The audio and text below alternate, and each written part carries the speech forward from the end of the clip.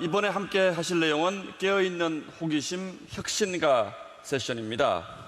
제가 일전에 아주 재미있는 통계를 하나 본 적이 있는데요. 여러분 혹시 무인도에 혼자 가시게 되면 뭘 하나 가지고 가시겠습니까? 라고 물었더니 놀랍게도 휴대폰이 제일 많았습니다. 참 놀라운 결과였는데요. 이제 휴대폰은 뭐 단순한 통신 기기가 아니죠. 여러분들의 생활 전반을 이 기계 하나에 모아놓은 그야말로 혁명이라고 할 수가 있겠습니다. 그리고 이 혁명은요, 이 차가운 단순한 기술만으로 이루어진 것은 아니었을 겁니다. 이 차가운 기술에 이 디자인이라는 따뜻한 감성적 언어를 입혔기 때문에 저는 이 휴대폰 혁명이 가능했다 이렇게 믿고 있는데, 기술과 사람이 소통하는데 디자인은 과연 어떤 역할을 하게 될까요? 예, 지금부터 해답을 알려드리겠습니다. 깨어있는 호기심으로 0.6초 만에 소비자들의 마음을 사로잡을 혁신적 디자인을 탄생시킨 주인공입니다. 삼성전자 무선사업부의 디자인 팀장이신 이민혁 상무를 소개합니다. 여러분 큰 박수로 맞아주시기 바랍니다.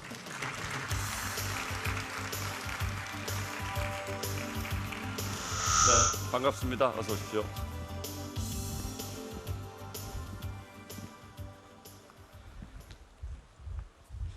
안녕하십니까. 삼성전자 무선사업부 디자인팀을 맡고 있는 이민혁입니다. 먼저 제가 너무나 잘 아시는 내용들을 소개시켜 드리는 건 아닌지 좀 걱정이 앞서긴 한데, 아까 일전에 얘기한 테슬라 같은 경우에는 저희 나라에서 잘 볼 수 없지만 휴대폰 같은 경우에는 누구나 다 손에 갖고 있고 다 사용하시고 계시기 때문에 나름대로 다 전문가이시다고 좀 판단하고 있습니다. 그렇기 때문에 좀 설명하는데 조심스럽기도 합니다. 또 어떤 면에서는 저보다 더 많은 경험을 하시고 더 훌륭하게 잘 사용하시는 분이 계실 것 같아서, 예. 하지만 오늘은 이 디자인에 대해서 과연 디자이너들은 어떤 생각을 하고 어떤 사고를 하고 어떤 미래를 꿈꾸는지에 대해서 설명드릴까 합니다. 먼저 휴대폰에 설명하기 전에 저의 가장 왜 디자인을 시작했는지에 대한 얘기를 먼저 들려드릴까 합니다. 제가 취학 전이었어요. 아주 학교가 들어가기 전에. 저희 부모님은 일이 굉장히 많으셨고, 그리고 또 형하고 누나하고 나이 차도 워낙 많아서 집에 혼자 있는 시간이 많았습니다. 70년대 초일 테니까 그때는 뭐 지금처럼 컴퓨터가 발달한 것도 아니고 여러 가지 놀이문화가 발달하지 않았었죠. 뭐 고작해야 뭐 딱지, 구슬 정도 쳤을 때 저의 유일한 표현이고 부모님하고 소통할 수 있는 그런 부분, 저의 놀이이자 하는 게 낙서였습니다. 제가 낙서를 워낙 좋아해서 집안을 더럽히기가 일쑤였었죠. 근데 이상하게도 저한테는, 저희 어머님은 저에게 그런 낙서를 할 때마다 칭찬을 해주셨어요.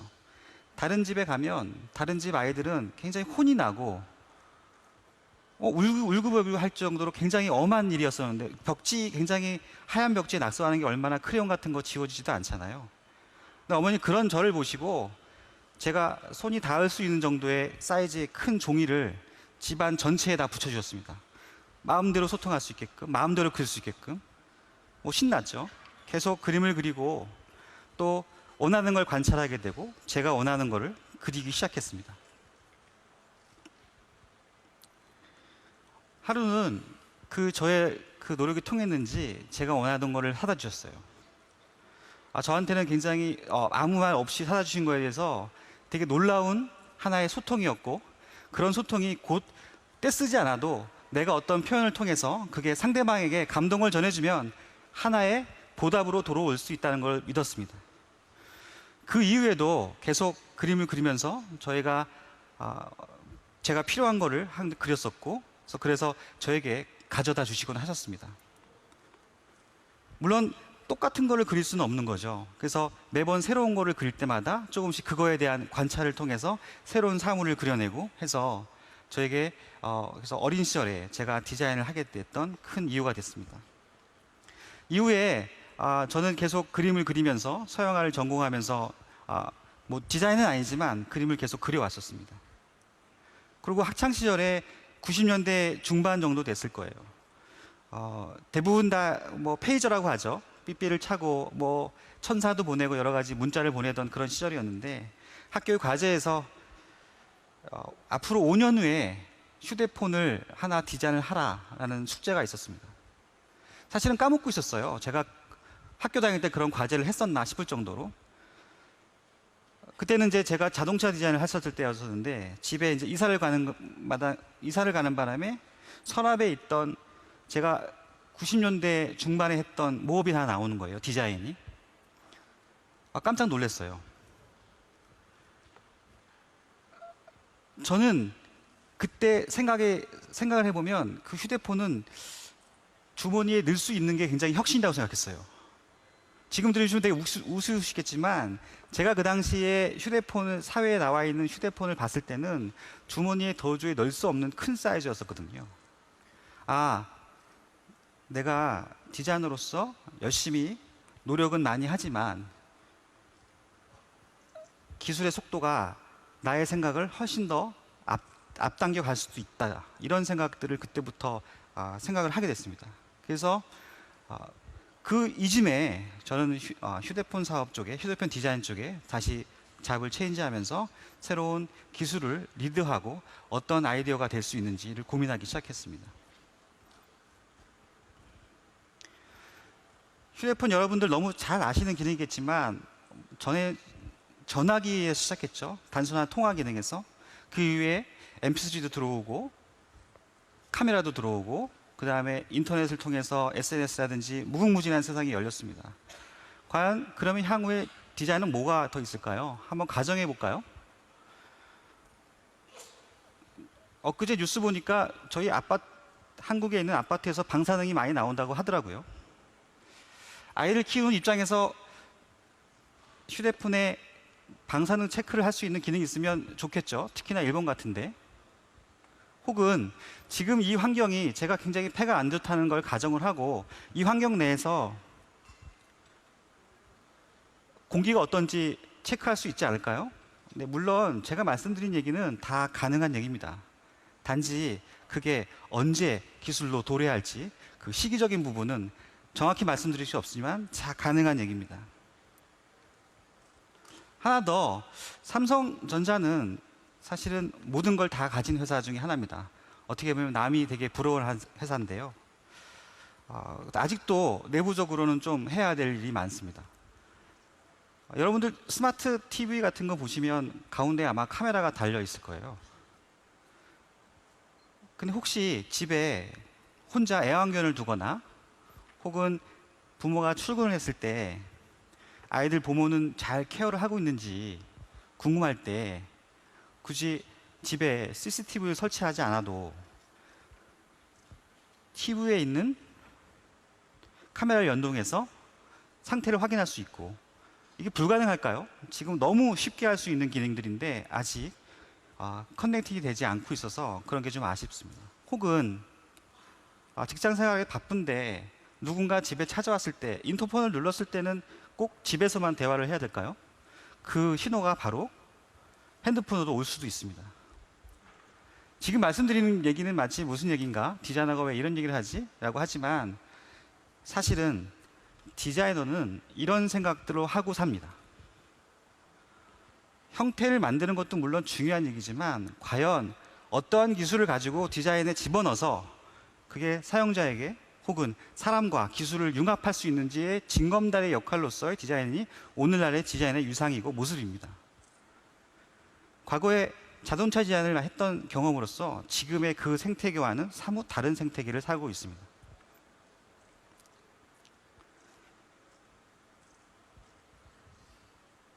기술이 눈에 보이지 않죠. 어떤 기술은 보이기도 합니다. 또 사람의 바디도 많은 내장으로 되어 있지만 아름다운 쉐입으로 감싸고 있죠. 휴대폰도 마찬가지입니다. 이루 표현할 수 없는 어마어마한 기술들이 들어가 있고 그거를 디자이너에 감싸는 것도 디자이너 하나의 큰 역할이고 해야 할 숙제입니다. 지금부터는 갤럭시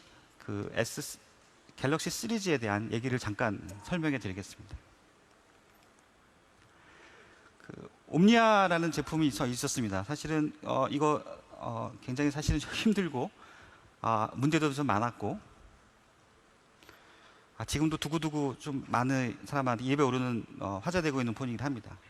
사실은 근데 이런 시절이 있었기 때문에 오늘의 삼성이 있었다는 것은 명백한 사실입니다.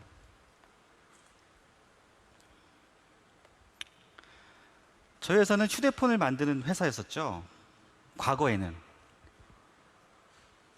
근데 2009년도에 저희 회사는 큰 결단을 내립니다. 휴대폰 회사가 되고 스마트폰 회사로서의 새로운 시장을 개척하기 위해 직원의 80%를 다 바꿉니다. 어느 회사에서도 할 수 없는 굉장히 힘든 결정이었고, 그때 결정을 한 이후에 지금까지 삼성이 아직까지 건재하고 또 미래가 밝다고 볼 수 있습니다. 그때 휴대폰 회사에서 스마트폰으로 체인지하지 못한 많은 회사들은 지금도 상당히 어려움을 겪고 있었던 시절이었습니다. 이때 저는 디자이너로서 새로운 디자인 랭귀지를 제안을 했습니다. 마치 제가 어렸을 때 스케치를 하듯 그려서 그런 소통은 지금은 과거에는 부모님이었지만 지금은 저의 보스이신 사장님하고 소통을 해서 디자인을 컨펌을 받습니다. 휴대폰에 있어서 가장 금기시되었던 부분은 LCD 부분입니다. 여러분들 TV도 그렇고 다 플랫이죠. 그 한계를 극복하는 것이 곧 디자인의 한계를 극복하고 새로운 랭귀지를 만들어낸다고 저는 믿고 있었습니다. 그래서 곡면의 글라스를 만들기 위해서 2010년 봄에 가장 잘 만드는 회사로 저희 엔지니어와 구매팀과 모든 관계 비서도가 비행기를 타고 그 회사에 갔습니다. 가서 나는 한국에서 온 디자이너고 너희들은 글라스를 만드는 회사고 나는 앞으로 이런 디자인을 하고 싶다. 곡면을 넣고 싶고 나아가서는 더 새로운 형태를 도전하고 싶다고 똑같은 상황에서 화이트보드에 제가 스케치를 막 했습니다. 이런 거를 만들어내고 싶다. 마치 아름다운 곡면의 디자인을 만들고 싶다. 근데 만들 수는 있었습니다.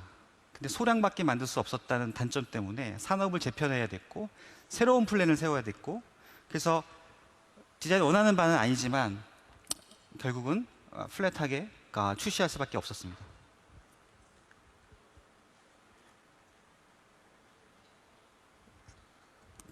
그리고 한 3년 정도 지났나요? 메일을 하나 받습니다. 너가 3년 전에 우리 회사에 왔었고 나는 그때 그 미팅에 참석했던 엔지니어였고 네가 그려준 스케치가 이거였고 너가 생각하는 디자인의 첫 단계가 지금 실현되었다. 와서 한번 봐라. 너무 놀라운 메시지를 받게 되죠. 또 저희 회사의 많은 부서들을 데리고 다시 비행기를 타고 갔습니다. 이거보다 훨씬 더 큰 공장에 그 장비가 설치되어 있는 걸 보고 깜짝 놀랐죠. 그 3년 전에 잠깐의 미팅을 통해서 미팅한 것들이 결과가 3년에 이렇게까지 노력을 했고 성과를 이룬 거에서 되게 놀라움을 금치 못했습니다. 그런데도 아직 기술이 그때부터 셋업을 한다 하더라도 시간이 굉장히 오래 걸리는 대단한 작업이었습니다. 아니 뭐 곡면 글라스 하나 만드는데 뭐 그렇게 어려워라고 하지만 그렇죠? 세상에는 자동차도 다 곡면이고 글라스도 다 원형이고 한데 하지만 휴대폰에 있어서의 글라스의 컨트롤은 정말 반도체 정밀도보다 높아야 되는 안정성을 갖고 있어야 됩니다. 그렇기 때문에 시간이 좀 굉장히 오래 걸렸던 거죠.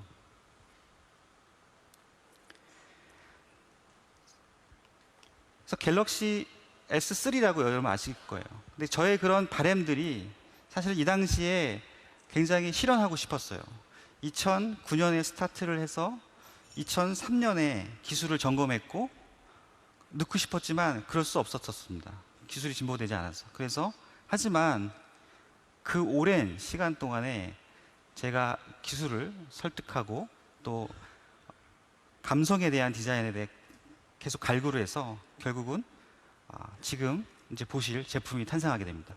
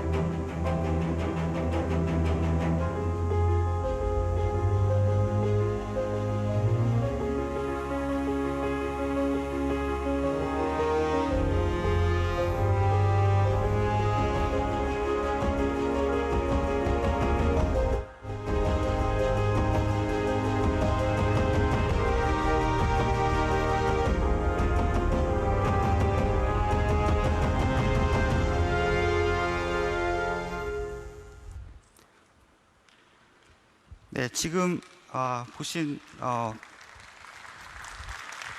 감사합니다. 네.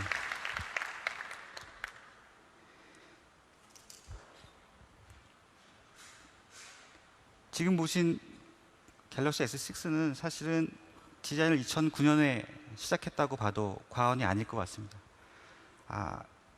어쨌든 제가 학창 시절에 느끼지 못했던 기술을 끌려가는 시대에서 디자인을 한 발 더 나은 생각들이 기술을 리딩하고 시대를 이끌어갔으면 어떨까 싶습니다.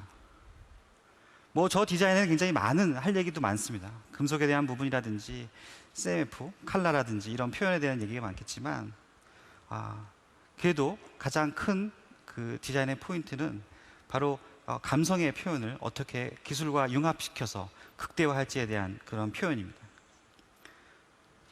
아마 갤럭시 S6가 됐기 때문에 이제는 새로운 이정표가 됐고 새로운 포문이 열렸다고 봅니다. 아마 지금 보시는 이런 디스플레이의 혁신적인 이런 레이아웃을 요 속에는 아마 갤럭시 S7이, 8이, 10이 있을런지는 잘 모르겠습니다.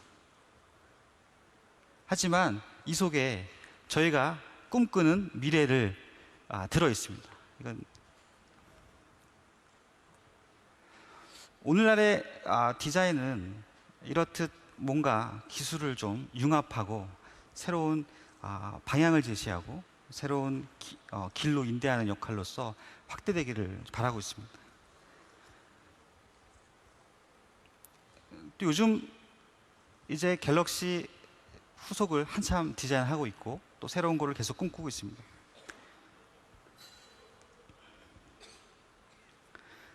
좀 재밌는 얘기, 발칙한 얘기를 좀 하면 처음에 핸드폰은 버튼으로 시작했죠. 버튼으로 시작하고 터치로 하고 그 다음에 이제 보이스로 컨트롤합니다. 근데 혹시 이 보이스 다음에는 뭐가 있을까 고민을 합니다. 이렇게 오래전에 TV에서 한번 본 것 같은데 뭔가 이렇게 생각으로 컨트롤하는 걸 봤습니다. 그런 생각을 하죠. 전화가 왔어요. 굳이 폰을 받지 않아도 전화를 좀 받아야겠다라고 생각하면 통화가 되면 어떨까? 내가 급한데 엄마한테 통화를 할까 하면 통화가 되면 어떨까? 정말 좀 황당한 얘기일 수도 있겠죠. 저는 언젠간 될 거라고 믿습니다. 그때 되면 저를 떠올려 주시면 감사하겠습니다. 네. 디자인은 기술은 눈에 보이지 않죠. 그 디자인의 기술을 디자인과 융합하는 그런 징검다리의 역할로서 함께 융합해 나가는, 그래서 무드 바이 디자인이라는 삼성의 슬로건을 저희가 만들어서 올해부터는 그런 혁신의 원동의 해로 그렇게 선포를 하고 디자인을 운영을 하고 있습니다. 다시 처음으로 왔습니다. 요즘도 열심히 그림을 그려요. 뭐 자동차도 그리고 집도 그리는데 예전만큼 쉽게 갖다 주지는 않더라고요. 힘들더라고요.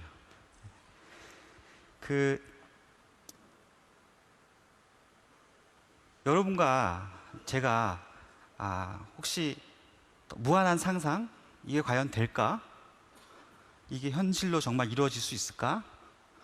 어렸을 때 그 작은 상상이 저를 이끌었고 저를 이 자리에 만든 것처럼 혹시 또 무언가 꿈꾸고 있는 새로운 게 있다면 함께 꿈꾸어 나갔으면 좋겠습니다. 네, 마치겠습니다. 감사합니다.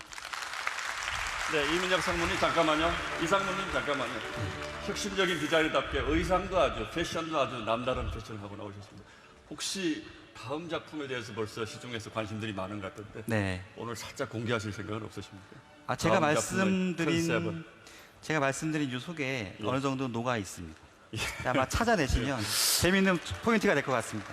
예, 이민혁 네. 상무께 다시 한번 큰 박수 부탁드리겠습니다. 고맙습니다. 예.